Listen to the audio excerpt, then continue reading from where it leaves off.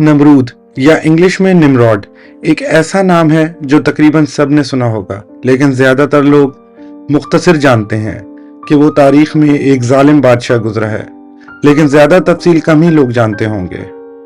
नमरूद का शजरा नसब कुछ इस तरह है। बुजुर्ग नूह के 3 बेटे थे, सिम, हाम और याफ्त।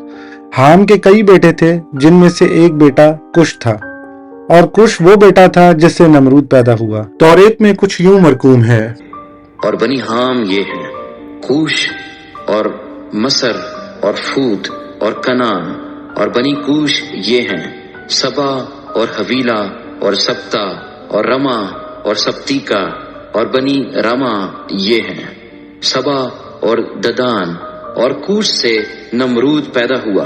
वो रुए जमीन पर एक सूरमा हुआ है, खुदावंद के सामने वो एक शिकारी सूरमा हुआ है।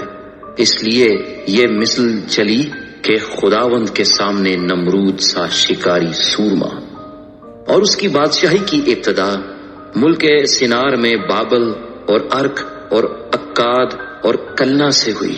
उसी मुल्क से निकलकर वो असूर में आया और नैनवा और रहबूत, एर और कल्ह को, और नैनवा और कल्ह के दरमियान रसन को, जो बड़ा शहर है, बनाया।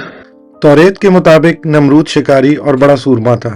स्क्रिप्चर्स के मुताबिक नमरूद बुजुर्ग नूह के सैलाब के 70 साल बाद पैदा हुआ, जिससे ये बात बहरहाल मालूम होती है कि नमरूद और उसके साथ के बहन भाइयों को बुजुर्ग नूह के सैलाब की वजूहात और उससे पहले की तमाम तफसीलात मालूम होंगी, क्योंकि ये सब कुछ उन्होंने अपने वालिदैन से सुन रखा होगा। अगर आप भी बुजुर्ग नूह के सैलाब और तूफान की वजूहात जानना चाहते हैं तो प्रीवियस वीडियोस को देखें, जिनमें मुफस्सल तौर पे फॉलन एंजल्स और गुनाहों को डिस्कस किया गया है। क्वेश्चन ये है कि नमरूद क्यों इम्पोर्टेंट था कि तौरेत में उसे डिस्कस किया गया है, वरना उस जमाने में बहुत से लोग थे जिनके सिर्फ नाम मेंशन है पर कोई डिटेल्स नहीं है। ना सिर्फ तौरेत बल्कि मशहूर हिस्टोरियन जोसेफस भी उसको बड़ी ताकत का मालिक और सूरमा लिखते हैं। जॉर्ज स्मिथ, जो बेबीलोन एंड असीरिया के स्कॉलर हैं, नमरूद को इस्तुबार से लिंक करते हैं, जो बेबीलोन और असीरिया में एक हीरो के तौर पे मशहूर था। तौरेत में लिखा है कि नमरूद खुदा के सामने एक महान शिकारी था। बहुत से लोग इसको नमरूद के लिए कॉम्प्लीमेंट समझते हैं, पर बहुत से स्कॉलर इस बात पे मुत्तफिक हैं कि ये कॉम्प्लीमेंट नहीं है, क्योंकि ताकतवर शिकारी होना हिस्ट्री में कोई पॉजिटिव साइन नजर नहीं आता, बल्कि पॉजिटिविटी हिस्ट्री में लोगों का निगहबान होने से है, जैसे हिस्ट्री में किंग सोलेमन और किंग डेविड के बारे में कहा गया है। नेल्सन्स डिक्शनरी में भी नमरूद को ताकतवर बादशाह और शिकारी कहा गया है। नमरूद के बारे में कहा जाता है कि वो तीर कमान में महारत रखता था।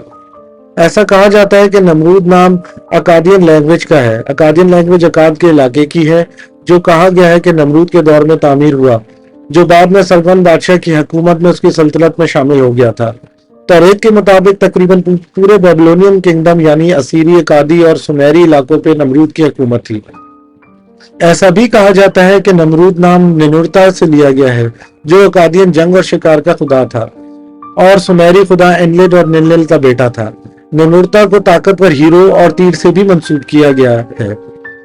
हेब्रियो में नमरूद का तर्जुमा बागी का किया जाता है। अगर बिब्लिकल और नॉन बिब्लिकल सोर्सेज की डेफिनेशन को कंबाइन किया जाए तो पता चलता है कि नमरूद एक ताकतवर सूरमा और शिकारी था, जो खुदा का बागी और अगेंस्ट था, जो नेफिलिम्स और फॉलन एंजल्स की तालीमात में यकीन रखता था और उनको फॉलो करता था। नमरूद लोगों पर जुल्म करता था, जिसके नतीजे में लोग उसको बादशाह मानने पे मजबूर थे। स्क्रिप्चर्स के मुताबिक बुजुर्ग नूह के तूफान तक इंसान गोश्त नहीं खाते थे, बल्कि वेजिटेरियन थे। इवन नूह और उसके बेटे तूफान के बाद में भी वेजिटेरियन ही थे, जबकि नूह की सेकंड जनरेशन से लोग गोश्त खाना शुरू हुए। इसलिए नमरूद पहले एक शिकारी बना और बाद में जंगजू। सवाल यह है कि तूफान से पहले तो सेत की नस्ल और केन की नस्ल के तौर पे 2 नस्लें थीं, जिनकी आपस में लड़ाई का सोचा जा सकता था, पर तूफान के बाद तो सिर्फ नूह और उसका खानदान रह गया। फिर दूसरी नस्ल में मौजूद नमरूद किससे जंग करता था? तो जूइश स्क्रिप्चर्स के मुताबिक सिम, हाम और याफ्त की नस्लों ने अपने लिए 3 सरबराह मुंतखब किए, जो उनकी नस्ल की सरबराही करते थे।